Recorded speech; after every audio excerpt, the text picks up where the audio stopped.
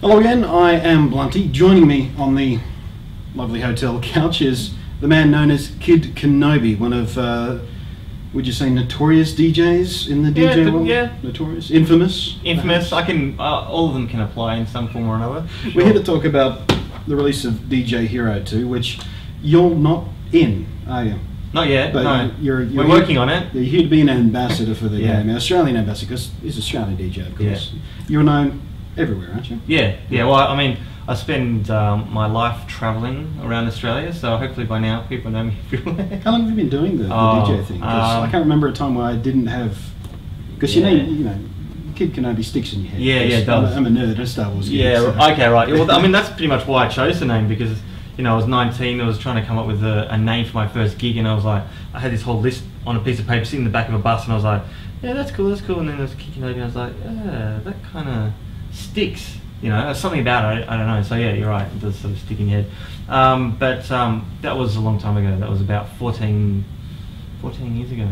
Right. So yeah, so it's a long time. I have been aware of you for my entire adult life now. Yeah. So what do you reckon about the game? I mean, is it, when I played it, it feels like a well-constructed game. Yeah. It feels fun to play, but how does it compare to actual DJing? Well, I was just thinking before that, you know, there are definitely similarities and differences, but I think the essential ingredient of both things is that you need to have a good sort of sense of timing, you know, because I think this, like, the game is, you got to hit the button at the right time, which is almost like a shoot 'em kind of game. But to do that well, you got to do that kind of in time with the music. So I think, you know, as a DJ, you know, if you don't do that well, it's going to sound terrible. And I think that's the other thing, is if you do it wrong or don't do it well in here, it's going to sound bad as well. And like, even when I was practicing before, like, a couple of other people in the room, and they'd just be talking, and then I'd do something, hits a few buttons wrong, and they'd look up and go, like, that's exactly like DJing. If you get it wrong, it sounds bad, and everyone's going to know. Everyone notices. Yeah. So, do your many years of DJ experience transfer directly to playing the game, or did you suck when you started playing? Yeah, I did actually. Yeah, I was hoping that it would instantly make me really good at it, and I think rock up and instantly be awesome, and everyone would go, ooh. I was deep down, I was hoping that would be the case, but no. I think I set myself up for disappointment actually, because I wasn't very good when I first started at all. But you know, like, as I played the game more and I got more familiar with it, I realised that there were some things that my DJing career had sort of helped me fine-tune a little bit.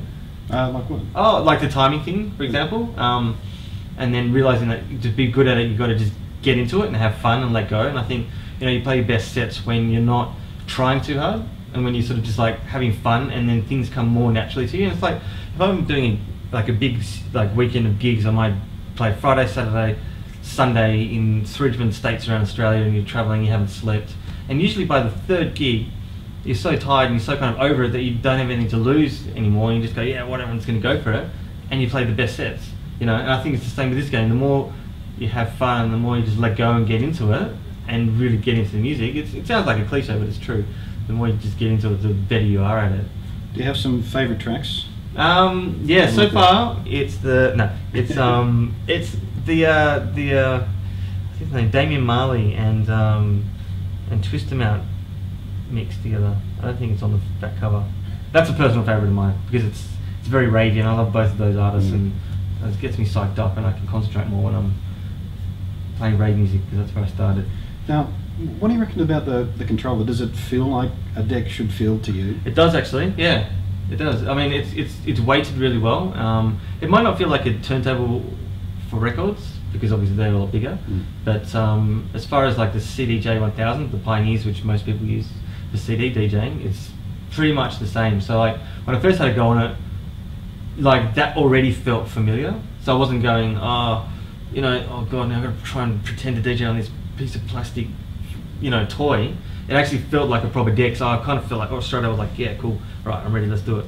So yeah, it definitely felt natural. So I never played the first one, so my first experience with the DJ Hero series has been the second one. Yeah. And it felt like I wanted some bounce make or resistance to the turntable when I'm scratching. Right, okay. That would be obviously not a natural thing for the turntable to do. So. Well, the CDJs are exactly like that. They don't spin, whereas the difference is, I guess, with when you're playing vinyl, they used to spin, so you used to get a bit more resistance, because the turntable going that way and you'll be spinning back. So I guess that'd be different. But I'm so used to playing with CDs now, which I guess most DJs do play on, that it's exactly the same.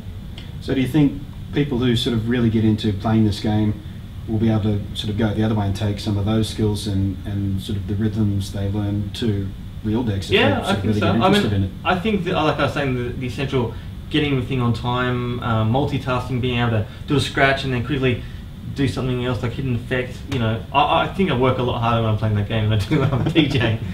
But I think the essential, like those types of things are basic principles, and I think you can definitely translate them over. Yeah, definitely. So it's retraining your muscle memory for the game, because you're so used to just doing it with the real decks. Yeah, exactly. The only thing I'm going to miss out on is like when I was doing the training sessions, the encouragement for some guy telling me that I was going to be a superstar DJ one day. I wish I had that in real life. That little voice in my head. Might sound a little condescending. Yeah, might be encouraging. Kenobi, someday you're going to be big. Yeah, like, right on. Even big, wicked. Like, that'd be awesome. I want one of those. Right, well, thanks very much, mate. No worries, thank you. A joy and a pleasure talking to you. And likewise. I'm going to try and get decent in this game because right now I kind of suck. Yeah. Any tips? How do I get better at this game? Like I said, just have fun with it and just try not to just have fun with it and just listen to the music rather than try and hit the visual triggers. That's a really good one. That's where I'm going wrong. I'm concentrating too much on the. You're trying to hit the things as they come. Yeah. If you listen to music and just try and do it in time, then that's a really good tip. Makes sense. That's what I do on Guitar Hero. Yeah, so exactly. Have you played that as well, the Guitar Hero? No. Guitar is still about decks. Don't like the real instruments. You want everything laid down for you, just so you can mess with it. Yeah. Right. Cheers, mate. Awesome, thanks. Oh no, this one here. Oh no, God, there's heaps. So many. I guess that's another good thing about it. There's just so much. Oh my God, I didn't see that one. I'm playing this one next. Busta Rhymes, Put Your Hands Where I Can See, and Mars, Pump Up the Volume. Yeah, that is a fun one to play, actually. I played that one. Pump Up the Volume, that's like original dance music. It's good that they kind of have like a real mix of stuff. Prodigy's fun to play as well.